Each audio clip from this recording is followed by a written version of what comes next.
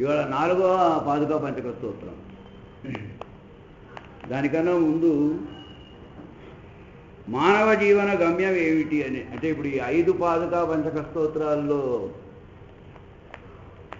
తెలివైన మానవుడి యొక్క జీవన గమ్యం ఏమిటంటే నంబర్ 1 శ్రేయోదాయకమైన జీవితం, అంటే శ్రేయస్సు కోసం జీవించడం. ఇప్పుడు మనం జీవించేదంతా ప్రేయస్సు కోసం, ప్రేయోదాయకమైన జీవితం ఇప్పుడు మనం జీవించేది. తెలివైన మానవుడు శ్రేయోదాయకమైన జీవితం జీవించాలి. అంటే ఈ జీవితంలో నువ్వు చేసే ఆలోచనలైనా చర్యలైనా అల్టిమేట్లీ చివరికి నీకు శ్రేయస్సుని ఇవ్వాలి. శ్రేయస్సు నుంచి నిశ్రేయస్సు పోతాం. ఆధ్యాత్మిక గమ్యం. ప్రేయస్సు అంటే భౌతికమైన సంపద, భౌతికమైన వనరులు. ఇప్పుడు మనమంతా ఇది అంటే మన గోల్ అదే జీవితంలో. నేను నా శరీరం కంఫర్టబుల్గా ఉండాలి, నా మనస్సు సంతోషంగా ఉండాలి, దానికి డబ్బులు కావాలి, సంపద కావాలి, గుర్తింపు కావాలి, మన మాట వినే కొడుకులు కావాలి, భార్య కావాలి, అంతే కదా. అది ప్రేయోదాయకమైన జీవితం. ఆధ్యాత్మిక గమ్యం ఏమంటే శ్రేయోదాయకమైన జీవితం. సో మానవ జీవన గమ్యం మొట్టమొదటిది శ్రేయోదాయకమైన జీవితం, అంటే శ్రేయస్సు కోసం జీవించాలి. శ్రేయస్సు కోసం జీవించేవాడి జీవన విధానం వేరేగా ఉంటుంది, వాడి ఆలోచన సరళి వేరే ఉంటుంది. అది నంబర్ 1. రెండవ గమ్యం ఏంటంటే మన ఈ 5 గమ్యాలు ఉన్న 5 పాదుకా పంచక స్తోత్రాలలో గురువుగారు 5 గమ్యాలు. మొదటిది శ్రేయోదాయకమైన జీవితం, రెండవది మనలోని శాశ్వతత్వాన్ని తెలుసుకోవటం.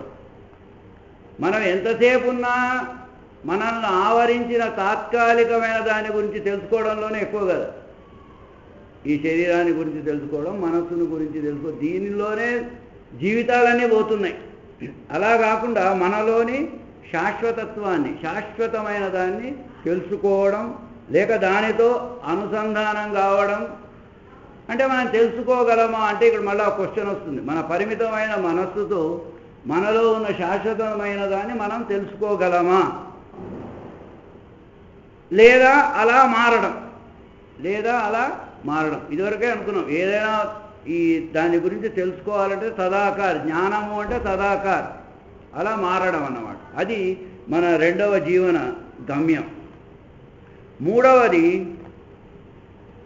సగుణాల భ్రాంతి నుంచి గుణాతీతులం కావడం, గుణములకు అతీతులం కావడం. అది మన మూడవ గమ్యం. సగుణముల భ్రాంతి నుంచి గుణములకు అతీతులం కావడం, అంటే సగుణాలను దాటి గుణాతీతులం కావాలి. అది మన గోల్, ఆధ్యాత్మిక గమ్యం. కానీ ఇప్పుడేముంది, మన జీవితం అంతా ఈ సగుణాల తాళాలకు లయబద్ధంగా జీవన నృత్యం చేస్తున్నాం. అంటే మన జీవితాలను ఆడించేదన్నీ 3. ఒకటి సత్వగుణము, ఒకటి రజోగుణము, ఒకటి తమోగుణం. తమోగుణం అంటే వాడు అలసత్వము, సోమరితనము. రజోగుణం అంటే కీర్తి కండూతుల కోసమై మంచి పనులు చేయడం, చెడ్డ పనులు చేయడం, గుర్తింపు. సత్వగుణం అంటే ఇతరుల కోసం జీవించడం, అంటే తమోగుణం ప్రధానమైన వాడు ఏం చేస్తాడు, నేను కష్టపడతా నా శారీరక సుఖం కోసమే, నా మానసిక సుఖం, ఆ మానసిక లెవెల్ వరకు వాడు రాడు. మామూలుగా వాడికి ఎంతసేపు ఉన్నా శరీరం యొక్క సుఖమే. కాబట్టి వాళ్ళనే మనం కాయస్థులు అన్నాం. అంటే జీవితంలో ఈ కాయమే కనపడుతుంటుంది వాడికి. తమోగుణం ప్రధానమైన వాడికి. ఇంకా ఇతరుల సుఖ సంతోషాలతో వాడికి పని లేదు. నా శరీరము సుఖ సౌఖ్యాలతో ఉండాలి. పొద్దున నుంచి రాత్రి వరకు నేను కష్టపడి లేబర్ పని చేస్తాను, రాత్రిపాట ఏదో తీసుకొని హాయిగా పండుకుంటా. ఆ శరీరానికి సుఖాన్ని ఇచ్చే వస్తువు ఏదైనా ఇంట్లో ఉంటే దానితో నేను అనుభవిస్తాను. రజోగుణ ప్రధానమైన వాడు అట్లా కాదు. నా కోసం జీవిస్తా, నా మానసిక సంతృప్తి కోసం జీవిస్తా, కానీ నా జీవితం కేవలం నా కోసమే కాదు, ఇతరుల కోసం కూడా నేను అంతో ఇంతో చేస్తా. కానీ దానివల్ల నా గుర్తింపు రావాలి. రజోగుణం వాడు తమో గుణానికన్నా కాస్త మెరుగు. నా కోసం నేను జీవిస్తా, నా సుఖ సంతోషాలు కూడా ముఖ్యమే, కానీ నా పనుల వల్ల ఇతరులకు కూడా ఆనందం కలగని, కానీ వాళ్ళు నన్ను మెచ్చుకోవాలి, నన్ను పొగడాలి. ఇది రజోగుణ ప్రధానమే. కాబట్టి రజోగుణం వాడు ఎంతసేపు ఉన్నా పేరు ప్రఖ్యాతులు వాటి కోసం మంచి పనులైనా చేయొచ్చు, చెడ్డ పనులైనా చేయొచ్చు. మూడవ వాడు సత్వగుణ ప్రధానం. సత్వగుణ ప్రధానం ఎలా ఉంటుందంటే, నేను పని చేస్తాను, దానివల్ల నాకు ఇంత లబ్ధి వస్తే ఓకే, బట్ నా పని వల్ల ఇతరులు ఆనందంగా ఉండాలి, నా చర్యల వల్ల ఇతరులకు సంతోషం కలిగేలా నేను నా జీవితాన్ని సాగించాలి. సో ఇది తమస్సు, రజస్సు, సత్వం. ఒకరికన్నా ఒకరు మెరుగు. తమస్సు కన్నా రజస్సు మెరుగు, రజస్సు కన్నా సత్వం మెరుగు. కానీ సత్వగుణ ప్రధానమైన వాడికి కూడా ఏమంటున్నాడు, నా పనుల వల్ల ఇతరులు సంతోషపడాలి, దాంతోనే నాకు సంతృప్తి, నా ఆనందం ఇతరుల ఆనందం వల్ల నాకు ఆనందం కలగాలి అనేవాడు సత్వగుణం.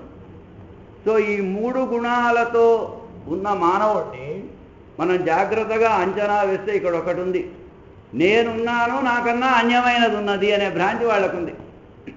నేనున్నాను, నాకన్నా అన్యమైన ప్రపంచం ఉంది, నాకన్నా అన్యమైన అనేకమైన వస్తువులు వ్యక్తులు ఉన్నారు.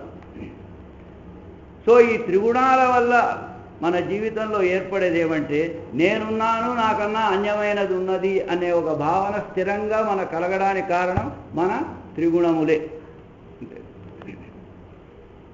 సో తమస్సు వాడు నేనున్నాను నేనే ఉండాలి, రజస్సు వాడు నేనున్నాను ఇతరులు కూడా ఉండాలి కానీ నాకు గుర్తింపు కావాలి.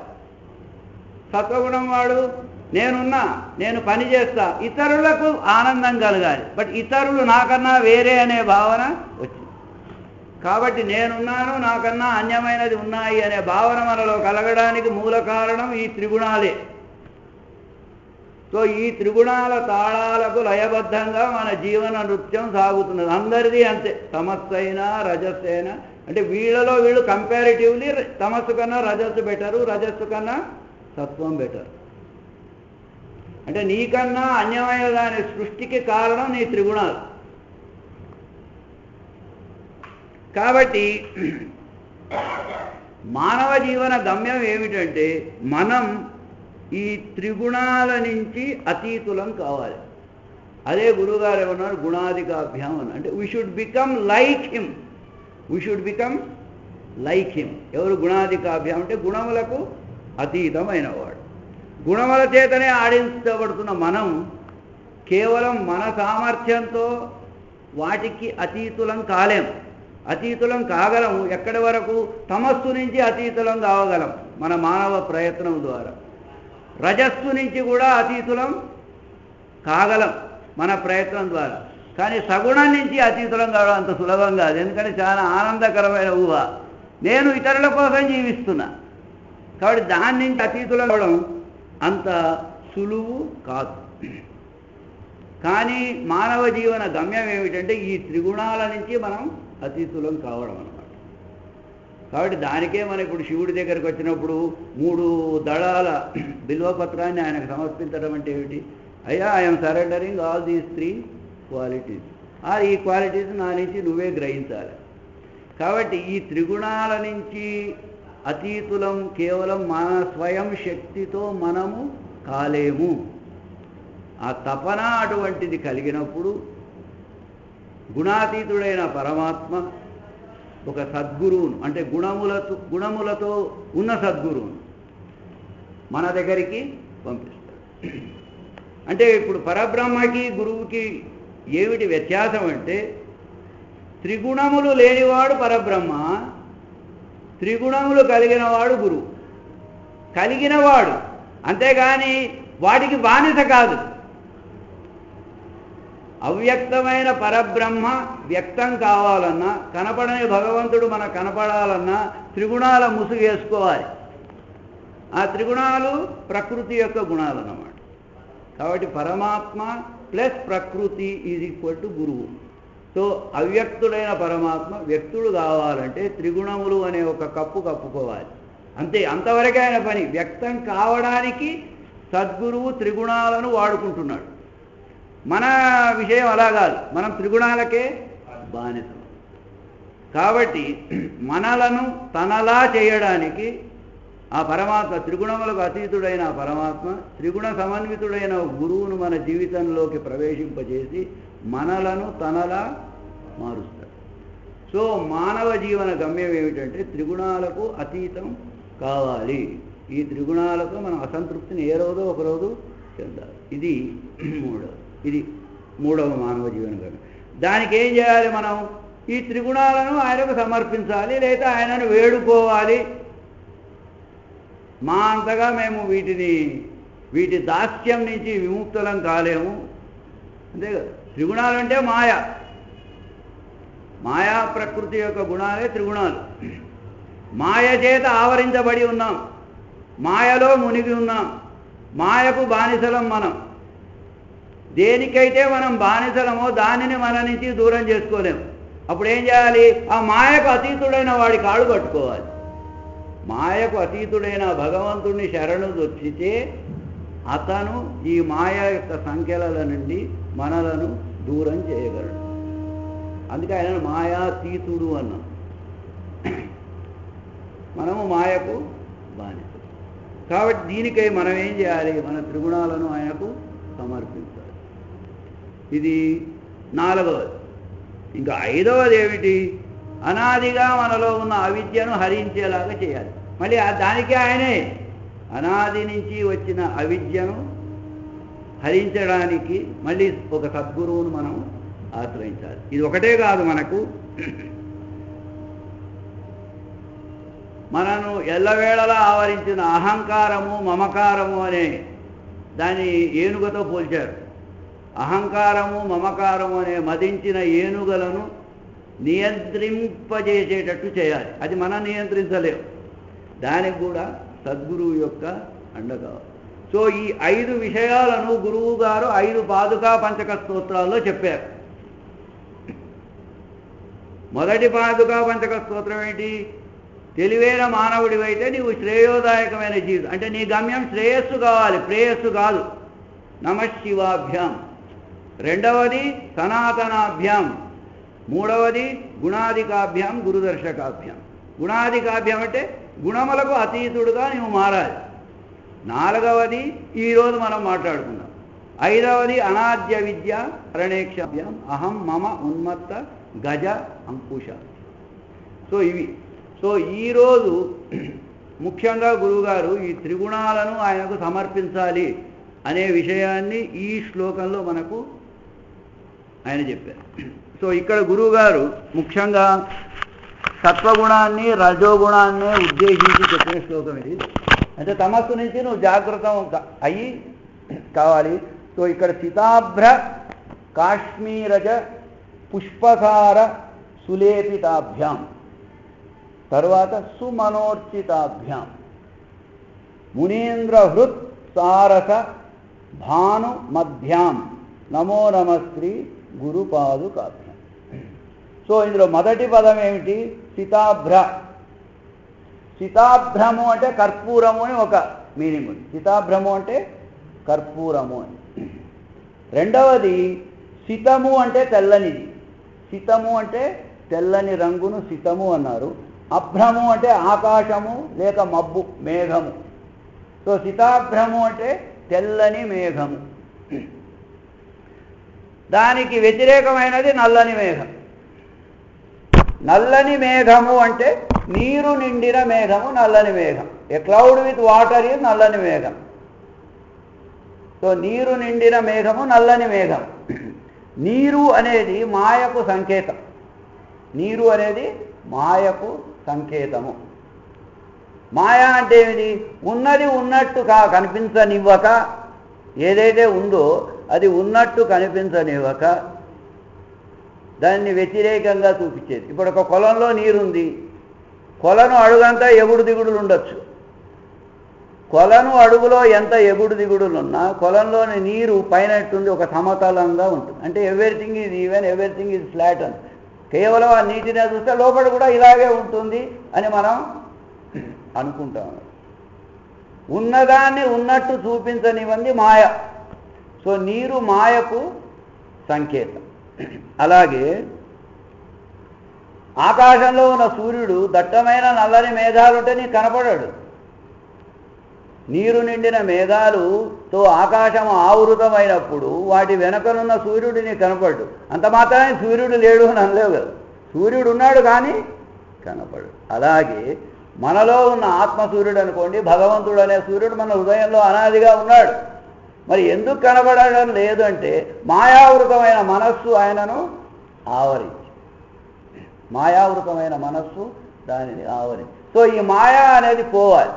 సో ఈ నల్లని మేఘము తెల్లని మేఘం కావాలి. సో నల్లని మేఘం తెల్లని మేఘం కావాలంటే అది మాయారహితం కావాలి, అంతే కదా. నల్లని మేఘంలో నీరు పోతే తెల్లని మేఘం. సో సితాభ్ర అంటే తెల్లని మేఘము లేక కర్పూరం అని కూడా అనుకోండి. సో ఇక్కడ ఈ 3 గుణాలకు 3 రంగులను ఇచ్చారు మన వేదాంత పుస్తకాలలో.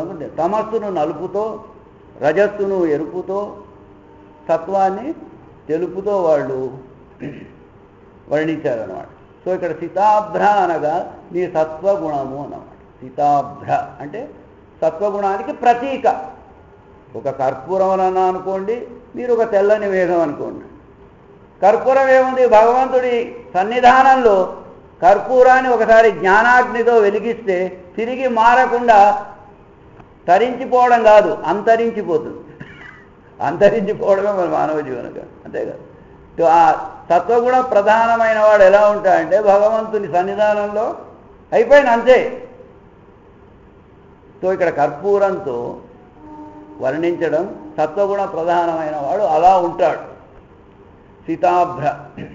రెండవది ఏమిటి, కాశ్మీరజ అంటే కాశ్మీరమనందు జ అంటే జనించినది. సో కాశ్మీరజ అంటే మామూలుగా కుంకుమ పువ్వు కాశ్మీరజ అనే పేరుంది. కుంకుమ పువ్వు ఎరుపు రంగులో ఉంటుంది. సో కాశ్మీరజ అంటే రజోగుణానికి ఎగ్జాంపుల్గా, ఒక ఉదాహరణగా గురువు గారు ఇక్కడ కాశ్మీరజ అన్నారు. కాశ్మీరజ అంటే కుంకుమ పువ్వు వేరుగా వగరు రుచిలో ఉంటుంది, కొంచెం కారం కూడా ఉంటుంది. అది కొంచెం కారము వగరు రుచులు కలిగి ఉంటుంది అన్నమాట. ఇది కాశ్మీరజ. సో ఇది రెండవది. సో సత్వగుణము కాశ్మీరజతో రజోగుణం. మరి గురువుగారు ఇక్కడ తమోగుణం ఎందుకు పెట్టలేదు నాకు అర్థం కాలేదు. సితాభ్ర కాశ్మీరజ. పుష్పసార. పుష్పసార అంటే తేనె. తేనెకు మరొక పేరు పుష్పరసము అన్న తేనె, పుష్పసారము అన్న కూడా తేనె. సో ఇక్కడ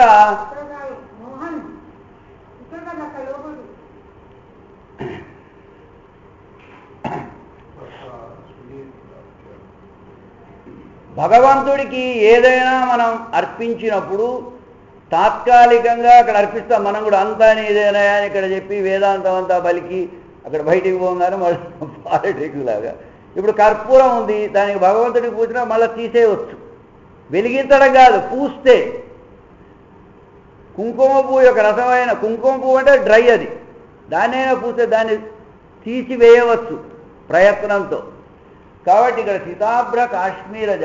అదే తేనె ఉందనుకోండి, తేనెను శివలింగానికి మీరు అప్లై చేసినప్పుడు వీటి అంత సులువుగా తుడిచేయలేరు. ఒక కర్పూరాన్ని తుడిచినంత సులువుగా, ఒక డ్రై కుంకుమ పువ్వును తుడిచినంత సులువుగా మీరు భగవంతునికి లేపించడం అంటే దానికి పూసిన తేనెను అంత సులువుగా తీయలేరు. దానికి కొంచెం కష్టపడాలి, నీళ్ళు వేయాలి, బ్రష్ పెట్టాలి, రుద్దాలి. సో ఇక్కడ ఎగ్జాంపుల్ ఎలా చెప్పారంటే సితాభ్ర కాశ్మీరజ నీ సత్వగుణము రజోగుణాన్ని పుష్పసార సులేపితాభ్యాం. లేపితాభ్యాం అనలే గురువుగారు ఇక్కడ. లేపితాభ్యాం అంటే పూయడం, సులేపితాభ్యాం అంటే బాగా పూయడం, అంటే మళ్ళీ విడదీయనంతగా పూయాలి. భగవంతుడికి సత్వగుణము రజోగుణము తమోగుణం మనం అర్పించినప్పుడు తాత్కాలికంగా అక్కడ ఉన్నంతసేపు ఏదో పెట్టి పోయేటప్పుడు మళ్ళా మన జేబులో వేసుకోకుండా మళ్ళీ భగవంతుడి నుంచి విడదీయనంతగా సులేపితాభ్యాం. సో మనము మన 3 గుణాలను అలా మనము ఆయనకు సమర్పించాలి. సితాభ్ర కాశ్మీరజ పుష్పసార సులేపితాభ్యాం, తేనెను ఎలాగైతే లేపనం చేస్తావో అలా చేయాలి.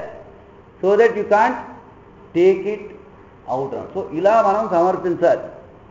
ఇది ఈ మొదటి దాంట్లో సితాబ్ర కాశ్మీరజ పుష్పసార సులేపితాభ్యాం.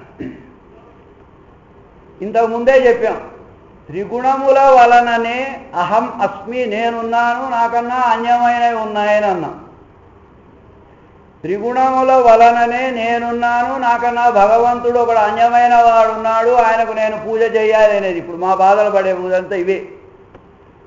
నేనున్నాను అంటే త్రిగుణముల వల్ల ఏమవుతుంది, నేనున్నాను, నాకన్నా అన్యమైనది ఉంది. ఇంతసేపు మాట్లాడుకున్నాను, నాకన్నా అన్యమైన వ్యక్తులు ఉన్నారు, నేనున్నాను, భగవంతుడు నాకన్నా అన్యంగా ఉన్నాడు, ఆయనను నేను పూజ చేయాలి. సో ఈ పూజా విధానాలలో 3 రకాల పూజలు ఉన్నాయి. అంటే ఇవి ఎదుగుదలను సూచిస్తాయి. ఒకటి సగుణ బాహ్య పూజ, దేనికైతే మేము ఇన్ని రోజులు బాధపడుతున్నాము. సగుణ బాహ్య పూజ అనండి, సగుణ ప్రతీక పూజ అనండి, సగుణ ప్రతిమ పూజ అనండి. అంటే గుణములు కలిగిన గురువును బాహ్యంగా పూజించడం, అంటే ఆ గుణములనే వల్లవేయడం, అంతే కదా. ఆ గుణములను వర్ణించడం, ఆయన స్తోత్ర రూపంలో ఆ గుణములను ఇది సగుణ బాహ్య పూజ. దీనినే అర్చన అని కూడా అన్నారు. ఆధ్యాత్మికంగా మనం ఎదగాలి, ఎప్పటికీ సగుణ బాహ్య పూజ దగ్గరే ఉండకూడదు, బట్ సగుణ బాహ్య పూజతో మొదలు పెట్టాలి. సో దీనికన్నా ఒక స్టెప్ హయ్యర్ ఏమిటంటే సగుణ మానస పూజ. సగుణ అంటే ఇక్కడ బాహ్యంగా ఏ ఉండదు, కానీ ఆ గురువు యొక్క సగుణ రూపాన్ని నీ మనస్సులో అనుకుంటావు. Instead of keeping him outside, you are keeping him inside, but not the essence of guru. ఆ సగుణ రూపాన్ని అంటే ఒక లింగ, ఇప్పుడు ఒక లింగాన్ని మనం పూజిస్తున్నాం అనుకోండి, ఒక ఈశ్వరుడి యొక్క లింగాన్ని గురువు అనుకొని మేము ఇక్కడ పూజ. సో ఆ కళ్ళు మూసుకొని ఆ లింగాన్ని మన హృదయంలో ప్రతిష్ఠించుకోవాలి. అక్కడ ఆకారం ఉంది, అక్కడ మళ్ళా మనం అన్ని చేయడం అన్నాడు. పూజ అంటే ఏం లేదు, షోడశోపచారములని 16 ఉపచారాలు ఉన్నాయి భగవంతుడికి చేసేవి. భగవంతుడికి చేసే 16 ఉపచారాలే షోడశోపచార పూజ అంటే. వాటి పేర్లు మనం నెక్స్ట్ వీక్ మాట్లాడుకున్నాం. అంటే ఆయన ఆవాహన చేయడం. ఆవాహన అంటే ఏమిటి, అయ్యా రాండి లోపల కూర్చోండి అని. రాగానే ఎక్కడ కూర్చోవాలి అని చూస్తాడు పాపం. ఒక కుర్చీ వేయడం, అది ఆసనం అన్నమాట. కుర్చీ వేసాక ఏం చేస్తాం, కాళ్ళు కడుగుతాం ఇంత. సో ఇట్లా షోడశ ఉపచారాలు ఉన్నాయి భగవంతుడికి. అంటే మన ఇంటికి ఒక వ్యక్తి వచ్చినా, మనము గౌరవించే వ్యక్తి, ఒక రెస్పెక్టబుల్ పర్సన్ వస్తే మనం ఏమేమి చేస్తామో అది ఆ భగవంతుడికి చేస్తున్నాం. అంటే ఆయన పూజనీయుడు అని ఆ భావనతోనే అది మొదలు పెట్టాలను. ఇది బాహ్యంగా చేసేది సగుణ ప్రతీక పూజ. ఆధ్యాత్మికంగా మన ఎదుగుదలను సూచించేది నెక్స్ట్ స్టెప్, ఏది సగుణ మానసిక పూజ, సగుణ మానస పూజ. అది కొంతమంది అది కూడా చేస్తారు. మూడవది గురువుగారికి కావాల్సింది, గురువుగారు దేనివల్ల అయితే ఆనందం పొందుతారో అది నిర్గుణ మానస పూజ. నిర్గుణ మానస పూజ. నిర్గుణ మానస పూజ అంటే ఏమిటంటే ఇక్కడ ఆ పదంలోనే మీకు తెలిసిపోతుంది. కేవలం నిర్గుణ గురు స్వరూపాన్నే కాదు పూజించేది, ఈ త్రిగుణాలను గురువుకు ఎవరైతే సమర్పించేస్తారో అతను చేసే పూజ నిర్గుణ మానస పూజ. అర్థమైంది? ఈ సగుణాలు, ఈ 3 గుణాలు ఉన్నాయనుకోండి మనలో, సత్వగుణము, రజోగుణం, తమోగుణం ఉండగానే వచ్చింది గురువు నాకన్నా వేరే కాబట్టి నేను పూజించాను, మంచిదే. ఇది నిర్గుణ మానస పూజ అనగానే ఈ త్రిగుణాలను ఎప్పుడైతే నీవు సద్గురువుకు సమర్పించేస్తావో, గురువు నాకన్నా అన్యము కాదు అనే భావన నీలో ఎప్పుడైతే కలుగుతుందో అటువంటి వాడు చేసేదే నిర్గుణ మానస పూజ. నిర్గుణ మానస పూజ. కాబట్టి ఇందులో అంటే ఈ శ్లోకాలన్నీ చదివితే గురువు గారికి ఎటువంటి పూజ ఇష్టమో మరి ఆయన తెలియకుండా రాశాడు, మనం అది వల్ల వేస్తున్నాం. సితాబ్ర కాశ్మీరజ పుష్పసార సులేపితాభ్యాం. ఇంతవరకు మనకు అర్థమైంది అని అనుకుంటున్నాము, అంతే కదా సార్? అర్థమైందని అనుకుంటున్నాం, ఇంకెంతుందో అర్థం తెలీదు. సుమనోర్చితాభ్యాం, సుమనో అర్చితాభ్యాం. ఇక్కడ మనో అర్చితాభ్యాం అనలే. ఇప్పుడు మనం చేసే పూజ అంతా మనో అర్చితాభ్యాం అంటే మన మనస్సుకు ఒక విధమైన సంతృప్తి. మన మనస్సుకు అంటే మనం చేసే పూజ, ప్రస్తుతం మనం చేసే పూజ మనో అర్చితాభ్యాం, మనస్సుతో అర్చించటం. మనస్సు అంటే త్రిగుణ సమన్వితమైంది. సత్వము రజస్సు తమస్సు ఉంటేనే మనస్సు. ఈ మూడు తీస్తే మనస్సు లేదు. ఇప్పుడు మనం చేసే పూజ మనో అర్చితాలు అంటే గురువు వేరే, నేను వేరే. గురువు గారి మీద తెస్తుంది. కానీ గురువు గారికి కావాల్సింది సుమనో అంటే మంచి మనస్సు. మంచి మనస్సు అంటే చెడ్డ మనస్సు అంటే పూజ చేసేవాళ్ళ కదా చెడ్డ మనస్సు కాదు. త్రిగుణాలు కలిగిన మనస్సు సుమనో కాదు, త్రిగుణ రహితమైన మనస్సునే సుమనో అన్నారు. సుమనో అంటే ఆత్మకు పర్యాయ పదం. సుమనో అంటే ఇదివరకు అనుకున్న మనస్సు అన్నా ఆత్మ అన్నా ఒకటే అని. A rarified mind is soul and a gross soul is సుమనోర్చితాభ్యాం అన్నారు గురుగారు. సుమనస్సు అంటే ఆత్మ, అంటే ఆత్మభావనతో సద్గురువును అర్చించడం. ఆత్మభావనతో అంటే గురువు నాకన్నా అన్యం కాదు, గురువు కన్నా అన్యుడు కాడు అనే భావనతో గురువును దాన్ని అసలు అర్చన అనకూడదు, యాక్చువల్లీ చింతన అనాలి. చింతన అని. సరే, ఇక్కడ సుమనోర్చితాభ్యాం అంటే ఆత్మభావనతో సద్గురువును అర్చించడం. ఇది నిర్గుణ మానస పూజ. సో ఈ పూజ లెవెల్కి మనం ఎదగాలి అంటే ఈ త్రిగుణాలను గురువుకు సమర్పించాలి. సమర్పించాలంటే త్రిగుణాలను అయ్యా మానించి దూరం చేయని గురువుని వేడుకోవాలి. ఇందులో 2 గుణాలు మనం చేసుకోవచ్చు.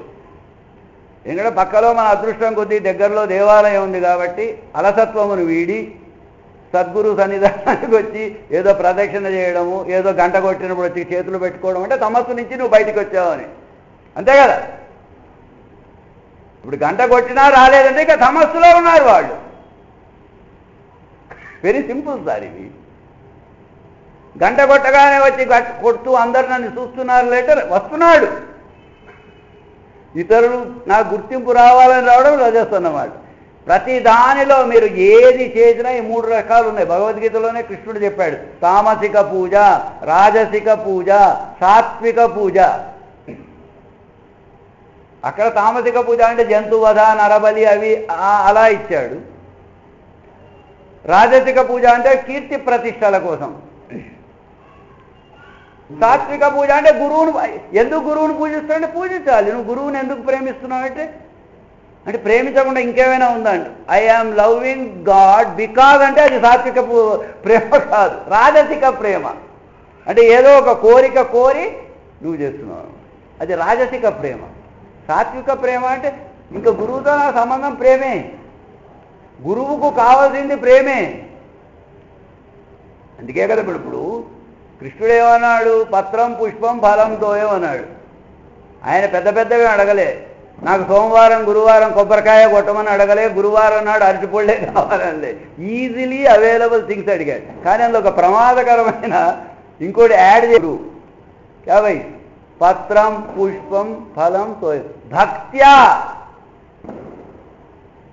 భక్తితో సమర్పించ. అది చాలా ప్రాబ్లం.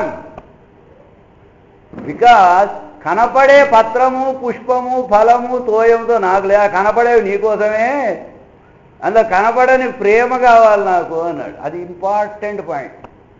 సో గురువు గారు ఆయన కావాల్సింది కేవలం మన ప్రేమ భక్తి. భక్తి అనే పదానికి ఇదివరకే మనం ఆలోచించాం. విభక్తి అంటే విభజించి చూడడం విభక్తి, విభజించక చూడడం భక్తి. మనోర్చితాభ్యాం విభక్తి, సుమనోర్చితాభ్యాం భక్తి. అంటే గురువు నాకన్నా అన్యం కాదనే భావనతో చేయడమే భక్తి. సో దీనికి గురువుగారు ఎప్పుడు చెప్పే శంకర భగవత్పాదులు కూడా చెప్పారు. భక్తి అంటే డెఫినేషన్ ఆయన చాలా బాగా ఇచ్చాడు. స్వస్వరూపానుసంధానం భక్తిరిత్యభిధీయతే. నీ స్వస్వరూపముతో అనుసంధానం కావడమే భక్తి పో అన్నాడు. స్వస్వరూపంతో అనుసంధానం అయ్యే ప్రయత్నమే ధ్యానం. ఇదే గురువుగారు రెండవ పాదు పంచక స్తోత్రంలో ఏం చెప్పారు? సనాతనాభ్యాం సుమనోహరాభ్యాం అన్నారు. ఆయన రెండవ పాదుక స్తోత్రంలో ఈ లైన్ ఇట్ ఓన్లీ రిఫ్లెక్ట్ భక్తి. సో ఇక్కడ ఈ త్రిగుణాలను సమర్పించినప్పుడే మనము చేసే అర్చన సుమనోర్చన అవుతుంది, లేకపోతే మన అర్చనే. మనస్సుతో చేసే అర్చన ఒక్కొక్కరు ఒక్కోలా చేస్తారు, అంతే కదా. ఇప్పుడు శ్రీకాళహస్తి అనే పదం ఉంది. శ్రీ అంటే సాలెపురుగు. ఈ సాలెపురుగైనా పామైనా ఏనుగైనా ముగ్గురు శివభక్తులే. సాలెపురుగు వచ్చి అందంగా సాలెగూడు నిర్మించింది, అది దాని భక్తి ప్రదర్శన. కాళ అంటే పాము వచ్చి ఆ సాలెపురుగు సాలెగూడు దానికేమి నచ్చలే. ఎందుకు నచ్చలే? దాని మనస్సుకు అది సంతృప్తికరంగా లేదు. మనోర్చితాభ్యాం, ఈ పాయింట్ తెలుసుకోవాలి. ఇది మనోర్చితాభ్యాం. అది తీసేసింది. తీసేసి ఆ పాము పోయి అన్ని పూలు తెచ్చిపెట్టింది. ఒక్కొక్క అది దానికి మానసిక సంతృప్తి.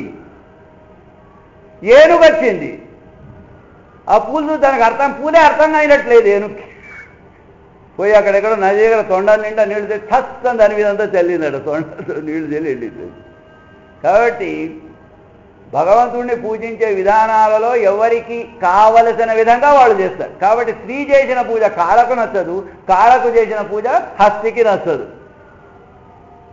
నచ్చదు అనేది నచ్చడం నచ్చకపోవడం మనోలక్షణం. అది మనోలక్షణం, అర్థమైంది. కాబట్టి బాహ్య పూజ అంటే శ్రీకాళహస్తి అని నేను చెప్తా. ముగ్గురు మంచి వాళ్ళే.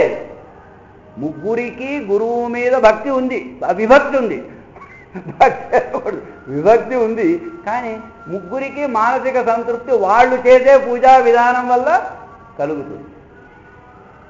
కానీ గురువుకి ఏం పూజా విధానం కావాలనేది ఆ సాలెపురుకు తెలియలేదు, పాముకు తెలియలేదు. గురువుకు కావాల్సి సుమనోర్చితాభ్యాం.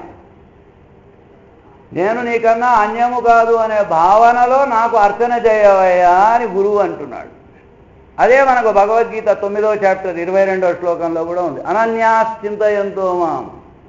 అనన్య అంటే అన్యభావన లేకుండా ఎవరైతే నా గురించి చింత చేస్తాడో వాడి యోగక్షేమాన్ని నేను చూస్తానని అక్కడ కృష్ణుడు చెప్పాడు. అదే మాటను ఇక్కడ గురువు గారు కూడా సీతాభ్ర కాశ్మీరజ పుష్పతారసు లేపితాభ్యాం. అలా చేస్తేనే నువ్వు సుమనోర్చితాభ్యాం చేస్తావు, లేకుంటే కేవలము మనోర్చితాభ్యాం చేస్తావు. సో నిర్గుణ మానస పూజ. సో నిర్గుణ మానస పూజలో ఎలా ఆవాహనం అంటే ఏమిటయ్యా అంటే ధ్యానానికి కూర్చుంటాం. ఆవాహనం అంటే ఏం లేదు, ఆల్రెడీ ఈజ్ దేర్. కానీ మనం ఒక భావన ఇస్తాం. ఏమిటి? ఆ భగవంతుడు నా హృదయంలో ఉన్నాడు, అదే ఆవాహన. ఆ భగవంతుడు నా హృదయంలో ఉన్నాడు అనే భావనతో, ఆ భావనే ఆవాహన. ఆ భగవంతుడు నా హృదయంలో స్థిరంగా ఉండాలి, ఆసనం. అదే ఆసనం, ఆవాహన ఆసనం. ఆ భగవంతుడు అక్కడికి వచ్చి కూర్చున్నప్పుడు ఆ ఆనందంతో నీ కళ్ళలో నుంచి వచ్చే ఆశ్రుధారే పాద్యం, అది కావాలి ఆయనకి. ఇట్లా ప్రతి ఒక్క దానికి, ప్రతి షోడశ ఉపచారానికి కూడా ఆధ్యాత్మిక రహస్యం, ఆధ్యాత్మికమైన అర్థాలు ఉన్నాయి. కాబట్టి ఇక్కడ ఇంత దూరం వచ్చాం కాబట్టి శంకరాచార్యులు చెప్పిన ఒక శ్లోకం కూడా ఉంది, అది చదువుతా. నిర్గుణ మానస పూజలో అంటే గురువుగారు చెప్పింది రజః సత్వ తమో వృత్తి త్యాగ రూపై. రజః సత్వ తమో వృత్తి అంటే మానస వృత్తులు, త్యాగ రూపై స్థిలాక్షతై అంటే అక్షతలు గురువు మీద వేయడం అంటే అదే ఆ విగ్రహం మీద ఏదైనా వేస్తున్నాం అంటే ఈ మూడు గుణాలను ఆయన రజః సత్వ తమో వృత్తి త్యాగ రూపై స్థిలాక్షతై ఆత్మలింగం యజేన్నిత్యం, ఆల్వేస్ యజే అంటే పూజించి, యజేన్నిత్యం జీవన్ముక్తి ప్రసిద్ధయే. ఇది శంకరాచార్యులు నిర్గుణ మానస పూజ అని ఒక 16 శ్లోకాలు రాశారు. అందులో ఇది ఒక శ్లోకం. అంటే తిలాక్షతలకు ఆయన ఈ మీనింగ్ ఇచ్చారు. మళ్ళా చదువుతా. రజః సత్వతమో వృత్తి త్యాగ రూపై కిలాక్షతై ఆత్మలింగం యజేన్నిత్యం జీవన్ముక్తి ప్రసిద్ధయే. సత్వ రజస్తమో గుణములనడి వృత్తులను త్యాగమొనర్చుటయే. అటువంటి త్యాగము అనడి శిలలతోనూ అక్షతలతోనూ జీవన్ముక్తిని పొందుటకై నిత్యము ఆత్మలింగమును ధ్యానించవలెను. సో త్రిగుణములను అక్షతల రూపంలో భగవంతునికి సమర్పించుట అంటే ఏమిటి అంటే త్రిగుణాత్మకమైన ప్రకృతి యొక్క అట్రాక్షన్స్ నుంచి దూరం కావడం అన్నమాట. అంతే కదా. అయ్యా ఈ ప్రకృతి యొక్క అట్రాక్షన్స్ వల్ల నేను నీకు దూరం అయినా, ఎందుకంటే మనం దేనికైనా ఒకదానికి దగ్గర కాలేదు, ప్రకృతికా పరమాత్మక. మనం ప్రకృతికి దూరం అయినట్టు మన అన్ని చర్యల వల్లనే మనకు అవగతం అవుతోంది. కాబట్టి ప్రకృతి నుంచి విడివడుట అని అనుభావం. త్రిగుణములను అక్షత రూపంలో భగవంతునికి సమర్పించుట అంటే ప్రకృతి నుంచి విడివడుట అని భావం. ప్రకృతి అంటే మాయ నుంచి వేరుపడుట అని అర్థం. ఎందుకంటే మన ఆలోచనలకు అన్నిటికీ కారణం మళ్ళీ త్రిగుణాలే. సత్వగుణం అంటే మంచి ఆలోచనలు, రజోగుణం అంటే ఒక రకమైన ఆలోచనలు, తమోగుణం అంటే ఒక విధమైన ఆలోచనలు. మన సంకల్పాలకు కూడా మూల కారణం త్రిగుణాలే కదా, మంచి సంకల్పైనా చెడు సంకల్పైనా. సో త్రిగుణాలను ఆయనకు మనం సమర్పించడం అంటే నిస్సంకల్ప స్థితిలోకి పోవడం, థాట్లెస్ స్టేజ్ అన్నమాట. నిస్సంకల్ప స్థితిలో పోవడం. అలా పోయినప్పుడే జీవన్ముక్తి అనేది ఏమైనా ఉంటే మనకు కలుగుతుంది. సో ఇక్కడ ఈ స్టేజ్లో పోయిన వాడికి శంకరాచార్యులు ఇంకో చిన్న సంస్కృతంలో ఒక లైన్ చెప్పారు. అహమేవ గుణాతీత అంటే నేనే గుణాతీతుడను. అహమేవ గుణాతీత, అహమేవ పరాత్పర, అహమేవ పరాత్పర. ఇది కేవలం ఈ ఎగ్జాంపుల్కి. సో ఇక్కడ మళ్ళీ కమింగ్ బ్యాక్, సితాభ్ర కాశ్మీరజ పుష్పసార సులేపితాభ్యాం, అటువంటప్పుడే సుమనోర్చితాభ్యం. అంతవరకు నో సుమనోర్చితాభ్యం, ఓన్లీ మనోర్చితాభ్యం. దాని తరువాత మునీంద్ర హృత్సారస భానుమధ్యం. మునీంద్ర అంటే ఋషీశ్వరుల, తాపస శ్రేష్ఠుల, దైవభక్తుల ఏదైనా. ముని అంటే మౌనముగా ఉండేవాడు ముని, అంటే నిశ్శబ్దమును ప్రేమించేవాడు ముని. దీంట్లో కూడా చాలా అంతరార్థం. శబ్దాన్ని ప్రేమించడం, నిశ్శబ్దాన్ని ప్రేమించడం. బాహ్య ప్రతీక పూజలో శబ్దాన్ని ప్రేమిస్తున్నాం అంతే కదా. బాహ్యలో శబ్దాన్ని ప్రేమిస్తున్నాం అన్నమాట. మునీంద్రుడు అంటే మౌనముగా ఉండేవాడు, మౌనమును ప్రేమించేవాడు, నిశ్శబ్దమును ప్రేమించేవాడు, ఎప్పుడూ నిశ్శబ్దంలోనే ఉండేవాడు ముని. నిశ్శబ్దముల కోసమే ప్రయత్నం చేయవాడు, ఆరు నిశ్శబ్దం యొక్క ధ్యాసలో ఉండేవాడు. ధ్యానం అంటే ఉంది, శబ్దం నిశ్శబ్దాన్ని గురించి ఆలోచించడమే ధ్యానం. శబ్దం అంటే ఎన్నో ఆలోచనలు గల మనస్సు, ఏమీ ఆలోచనలు లేని ఒక ఆత్మల గురించి ఆలోచించడం కదా ధ్యానం అంటే. శబ్దయుతమైన మనస్సు నిశ్శబ్దమైన ఆత్మను గురించి ఆలోచించడమే ధ్యానం. ఎందుకు ధ్యానం? నువ్వు దేన్నైతే ధ్యానిస్తున్నావో దాని గురించి మారడానికి. సో ముని అంటే ఇన్ని ఉన్నాయి. ముని అంటే కేవలం గడ్డాలు నిమిషాలు వెతుకున్న మునీశ్వరుడిని కాదు, నిశ్శబ్దాన్ని గురించి ఆలోచించేవాడు మునీంద్ర. ఇటువంటి వాడి హృత్సారస అంటే హృదయం, రసము అంటే పద్మం, పిల్లలో రసము అంటే పద్మం. హృదయ పద్మములకు భానుమధ్యం అంటే సూర్యుని వంటివి. హృదయ పద్మములకు సూర్యుని వంటివి. అంటే పద్మానికి సూర్యుడు అంటే ఏంటి? పద్మానికి వికాసము కలిగించేవాడు. పద్మం వికసిస్తుంది. ముకుళించుకున్న పద్మము, రాత్రంతా ముకుళించుకున్న పద్మము అంటే వికసిస్తుంది, ఇట్ ఎక్స్పాండ్స్. ఇక్కడ మనం జాగ్రత్తగా ఆలోచిస్తే ఈ శ్లోకంలో పద్మం ఎప్పుడూ ఉండేది మలినమైన నీళ్లలోనే. అంటే కాడ మలినమైన నీళ్ళలో ఉంటుంది, పుష్పం పైన. అంతే కదా, కాడ మలినమైన నీళ్ళలోనే బాగా ఎదుగుతుంది, కానీ పుష్పము బయట. ఆ పుష్పం ఎప్పుడు ముకుళించుకునే ఉంటుంది. ముకుళించుకుంటే సంకుచితమైన మనస్తత్వం కలది అన్నమాట. అది గురువు యొక్క సూర్యకిరణాలైనా, గురువు యొక్క జ్ఞాన కిరణాలైనా దాని మీద పడినప్పుడు అది వికసిస్తుంది, ఇట్ ఎక్స్పాండ్స్. అది ఎక్స్పాండ్ అయినా కాడ ఇందులోనే ఉంది. దీనికే మరి శివానందులో వారు ఏదో చెప్పారు, a spiritual person should live how అన్నారు, body in the house, head in the forest అన్నారు. Body in the house, head in the forest. Body అంటే కాడ, అన్ని మలినాలున్న సంసారంలో ఉన్న వాటిని అంటకుండా head in the forest, head అంటే పద్మవనం. అలా మనం జీవించగలిగాం. లేకపోతే ఈ కాడ యొక్క ఇన్ఫ్లుయెన్స్లో ఉంటే ఎప్పుడో ముకుళించుకొని అంటుంది. ఒక పద్మము, ముకుళించుకున్న పద్మము సూర్యకిరణాలు పడగానే it will be like this, కాడ it will be like this. సూర్యకిరణాలు రాగానే ఇట్లా పైకి వస్తుంది, అది పైకి వచ్చి వికసిస్తుంది.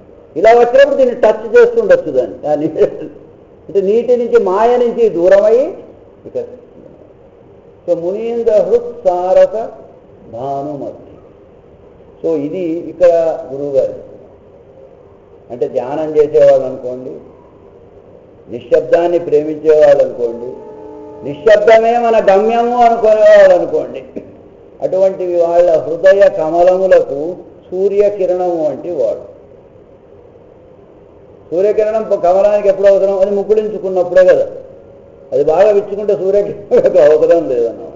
సో ఈ శ్లోకంలో ముఖ్యంగా 4వ పాదుకా పంచక స్తోత్రంలో మొత్తంలో ఆయన చెప్పింది ఏమంటే, విడదీయలేనంతగా, మరీ నీవు నీతో తీసుకొని పోలేనంతగా నీ గుణాలను సద్గురువుకు సమర్పించాలి. ఈ త్రిగుణాలను సమర్పించడమే మన బిల్వము యొక్క ఆయనకు పెట్టేదానికి దానికి కారణం అన్నమాట. అప్పుడే నువ్వు సుమనోర్చితాభ్యం, అప్పుడే ఆత్మభావనతో నీవు అర్చిస్తావు, కీర్తన చేస్తావు. తర్వాత మునీంద్ర హృత్సారక భానుమధ్యం నమో నమ శ్రీ గురు కాదు కాదు. సో ఈ 4వ పాదుకా పంచక స్తోత్రంలో మొత్తం ఆయన చెప్పినదంతా మన త్రిగుణాలను సద్గురువుకు సమర్పిస్తేనే మనము మన గమ్యం చేరగలము. మనం ఆయనలా మారాలి అంటే ఆయన నాకన్నా అన్యుడు అనే భావనకు కారణం త్రిగుణాలు. అందుకే ఆయన నాకు అన్యుడు అనే భావనతోనే మనం ఆయనను దరి చేరుతాం. ఆయన కృప వల్ల, ఆయన చెప్పిన సాధన వల్ల మనలో అనన్య భావన రావాలి ఏ రోజైనా ఒకరోజు, అంతే కదా. కాబట్టి సగుణ ప్రతీక పూజ నుంచి, సగుణ బాహ్య పూజ నుంచి, సగుణ మానస పూజలో అడిగిడి అల్టిమేట్గా నిర్గుణ మానస పూజ మనం చేరుకోవాలి. సో ఈ 4వ పాదుకా పంచక స్తోత్రంలో గురువు గారు అంతర్లీనంగా మనం చెప్పింది ఏమిటంటే, నాకు కావలసినది సుమనోర్చితాభ్యాం. What he wants is telling what he wants. సుమనోర్చితాభ్యాం నాకు అంటే అల్టిమేట్లీ అది మనకు గమ్యం కావాలి. కాబట్టి భగవంతుని అర్చించడమైనా ఏదైనా చేయడం ఎందుకు? ఆయనకు ఆనందం కలిగేలా మన అర్చన ఉండాలి.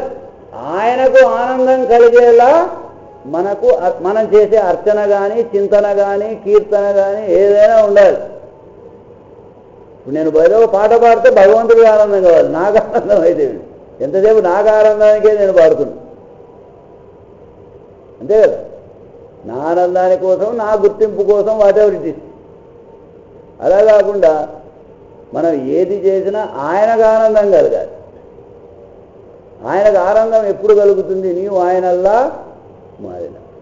నీవు ఆయనల్లా మారడానికి ఒకటే మార్గం, ఈ త్రిగుణ రహితుడవు కావాలి. అది ఆయన చెప్పిన సాధన వల్ల.